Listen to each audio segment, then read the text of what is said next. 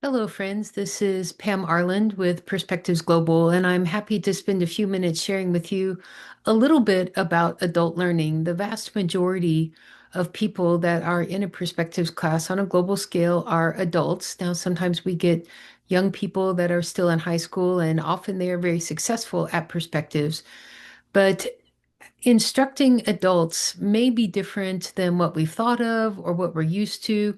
And so I'm not going to spend a long time today, but I want to share just six basic principles of adult learning that I think will help each of us to become better perspectives instructors. So let's take a look at these first two principles of adult learning. The first one is respect. Now, of course, you think, yes, of course, we respect our students, but there's a particular way of conveying respect that may not be obvious. And one of those is that we invite contributions from the students of their past experience. Now, that means that we can't merely arrive at a perspectives class ready to give a lecture. That means that we will have to be interactive and have pauses at appropriate times and appropriate spaces, or that we even begin to invite students to think about how the lesson that we're looking at interacts with some of their past experiences. But each person probably has some that are relevant, and so we want to invite some of those contributions as we can over the course of the instructional time period. Another wonderful way to express respect and actually also to deepen learning is to ask reflective questions that value their perspective. And some of these questions don't have to be complicated, but we can just ask them to look at their own church, their own ministry, the work that they've done, and think about how the principles and main points not to miss that we're covering in a perspectives class reflect their experience or maybe even don't, and inviting them into that discussion. And once again, it doesn't have to be always upfront with the instructor. It can be a table conversation, and often it's most valuable when the coordinating team provides opportunities for table conversation after the instructional time period. But not all coordinating teams are going to do that. And so it's good if we can give students even just a 1 second, not 1 second, even just a 1 minute pause where we put up a reflective question on the screen on your PowerPoint presentation and maybe say, I'm just going to pause for 1 minute right now while you ponder this question, while you reflect on this, and then going to give you just one more minute to share with one person next to you. That shows that we respect the contributions and experiences that they have had in life. So, number two, safety. We begin with personal reflection or a small group dialogue. And actually, it's important in terms of recognizing the safety of the students in the class that we recognize that actually some people are afraid to share in a group. Sometimes they might feel stupid or they might be afraid of shame. Maybe they're just not fully emotionally healthy or confident in their own background. And so we want to make spaces as well where we let people know that we're inviting their dialogue, we're inviting their reflection in a group, but that they don't have to talk. And it's also important to help people who talk too much to say, hey, if you've been talking a lot in your group, please be aware of that. And please create some silence and some space. It's sometimes good to even recognize power differentials within a group. Different cultures are trained in different ways.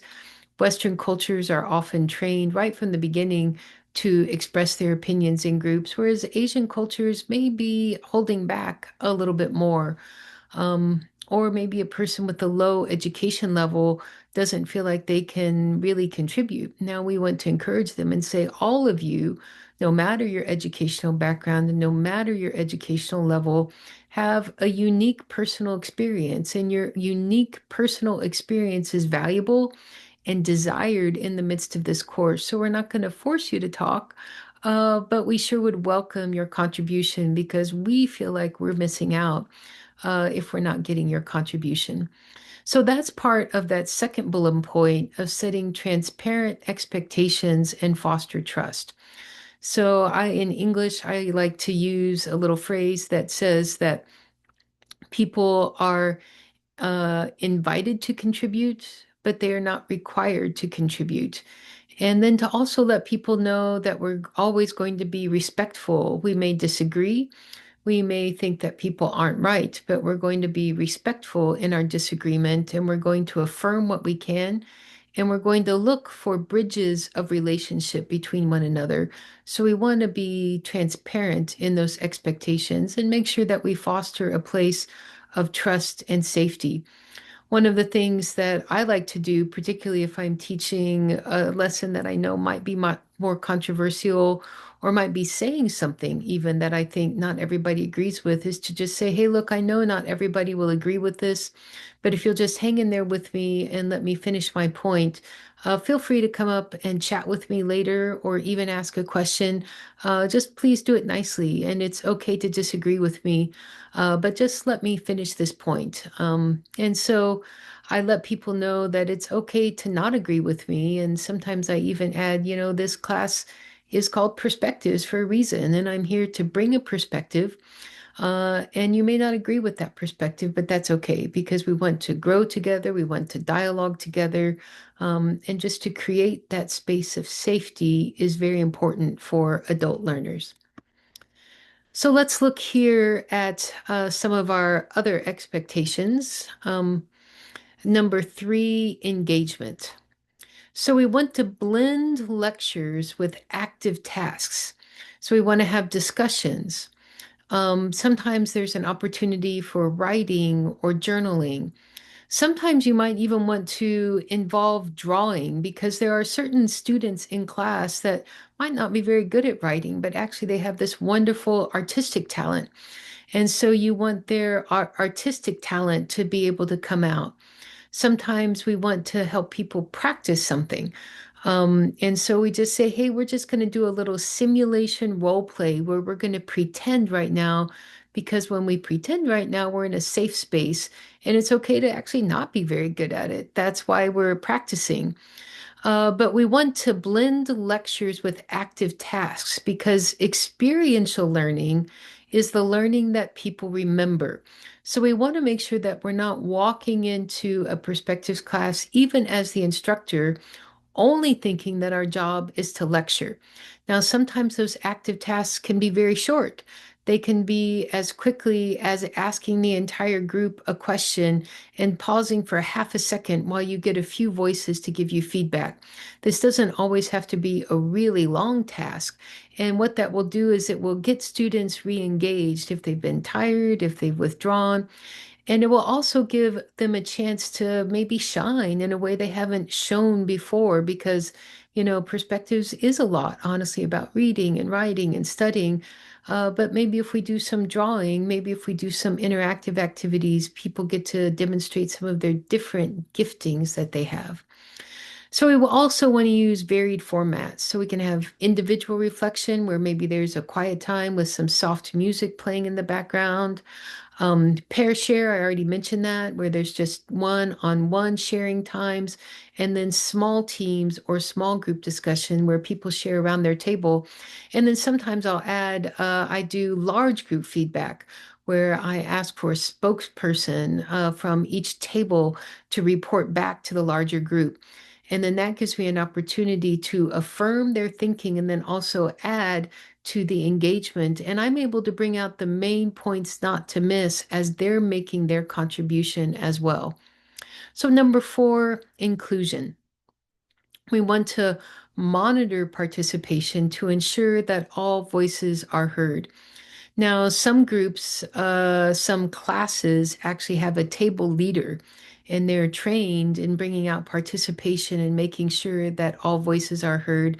And this would be a great way to get people involved, that they come to perspectives every week, they sit in at each table, and they make sure, hey, we haven't heard from you. We'd really love to have your contribution. And they're constantly helping to build people's confidence so that they're able to be included.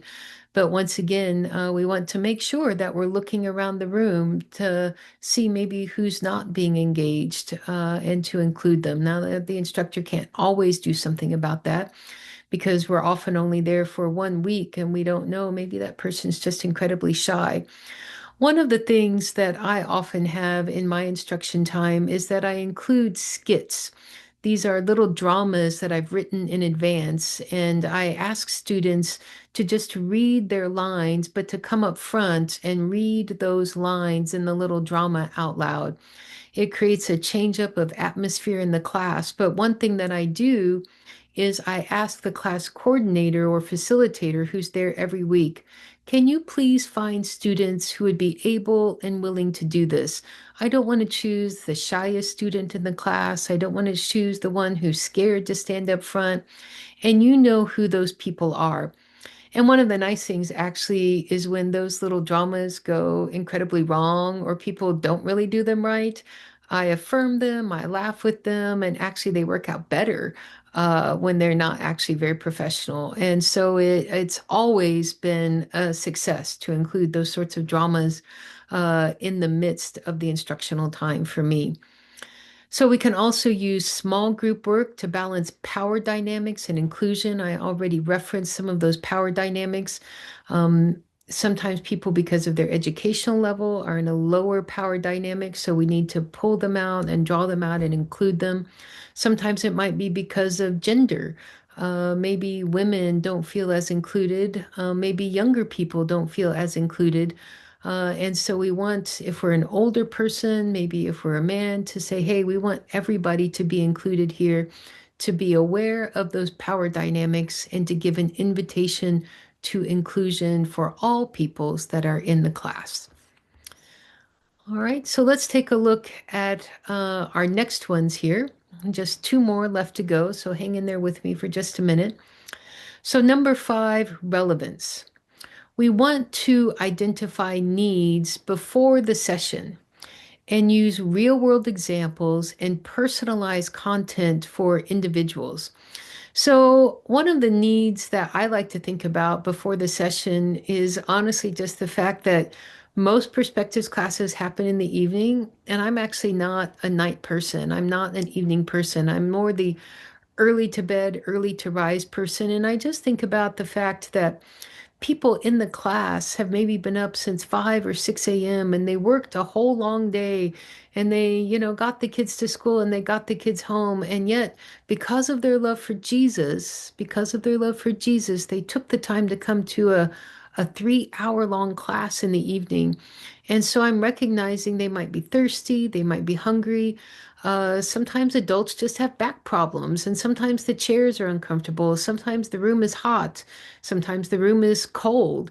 In some of the classes that I teach in North America, people had to fight through a snowstorm to be able to get to the class. And so, I'm just thinking that maybe the metro or the subway system broke down, and I'm just trying to think that people are tired. And so often I'll just make an announcement as an instructor and I'll say, hey, look, if your back hurts you, please feel free to stand up. If you need to get up and go to the restroom, please feel free to get up and go to the restroom. I want you to be as comfortable as you possibly can, and I want you to really enjoy this session. And I often say out loud, and I just respect the fact that you worked all day and you still came here. So to just to let them know that I recognize that the sacrifice that they're making to be there and honor them for that sacrifice. Now, this one, using real world examples, is where instructors shine. The only way you can personalize content for individuals that are in your class is if you're from the same cultural background that they're from. If you're living in Asia or say you're living in Africa and I come in from North America, I can't really very well personalize the content for the individuals that are in your class, but you can. You can say, hey, you remember last week right here in our city when this happened? Or you remember when we had this particular crisis? And you can personalize it for their local environment, recognizing that only an instructor from the local environment can do that. And this is where we want to use real world examples and bring them to relevance for those who are there individually. And then finally, point number 6, or principle number 6, is immediacy. After learning, ask your students in some way, shape, or form, what will you do with this today? You don't want them to just walk away and and immediately get busy again. They're tired. They're on their way home. They've got to go to work again the next day. It's really important that either the instructor or the coordinating team create a space where students are allowed to reflect and think, and I would like to even add pray and ask Jesus, what are you going to do with this? Because Jesus said that if you love me, you'll obey my commands, that there's not love for him isn't just an abstract thing, but it actually has action. So, if we delay, students will think, oh, I'll get to that. And thankfully, in perspectives, that's why we have reflective readings. That's why we have homework, because it kind of forces students to get back to ask, what am I going to do with this? And that's actually why students who complete the homework, who complete the reflective readings, get more out of the course and have a greater life transformation out of the course because it moves them towards application. So we want to help students to move away from mere abstract knowledge growth to growth in their life and in a relevant growth in their own life. So one of the ways that we can do that is by incorporating case studies. So we can say, hey, here's an idea.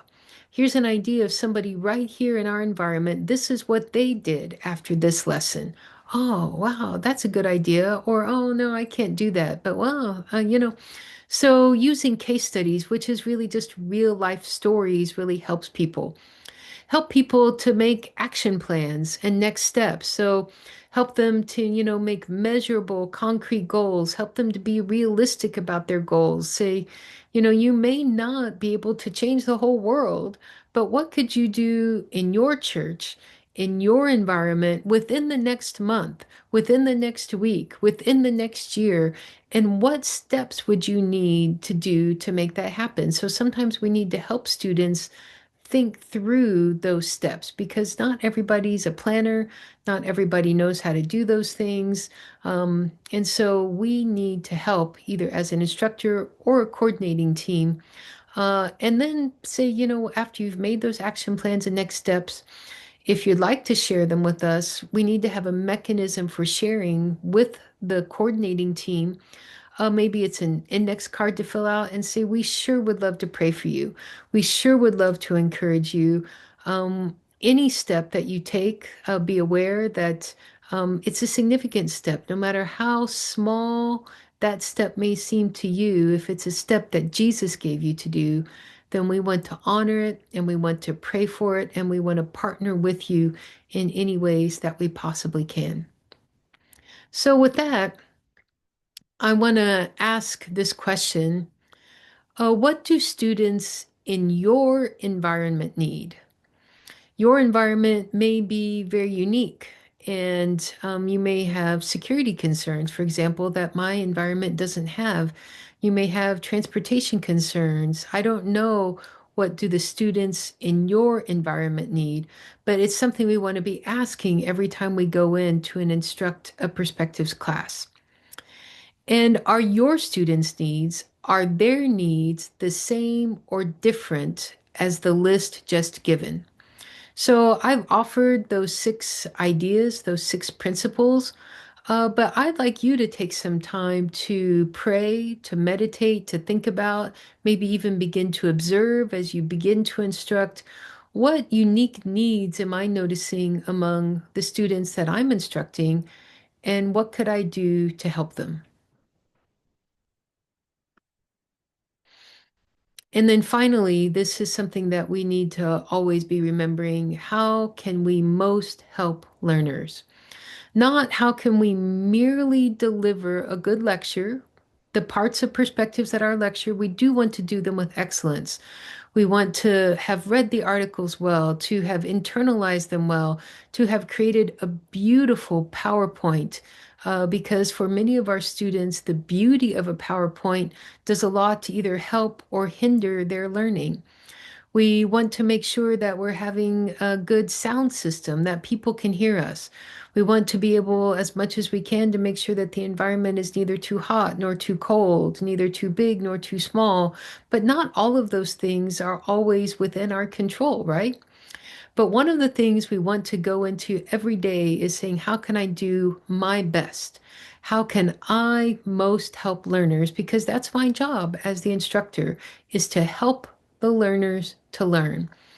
And one of the ways that I think that is critically important to do this, and this is a way that I've also heard um, one of that I've heard Steve Hawthorne talk about, is that as we begin to pray before class, and this is a critically important step, to pray before class, not just right before class, but yes, absolutely right before class, but weeks and months before class, and say, Lord, these are your precious ones. These are your sons and daughters, the sons and daughters of the King. As an instructor today, help me to treat them with the same dignity, respect, and honor with which you hold them, to above all, to love them in the way that you love them. And say, Lord, give me favor with them. That maybe I'll say the wrong thing, maybe I won't say it quite right, but give me favor as I do my best to love them, as I do my best to instruct well. Help us to have a good rapport, to have a good relationship with one another, because I think ultimately loving our students is the way that we can most help them. And that is a graced gift from God. And when God provides that, then I think the others will actually flow out of it. And so, with that, I want to say thank you for being willing to be a perspectives instructor.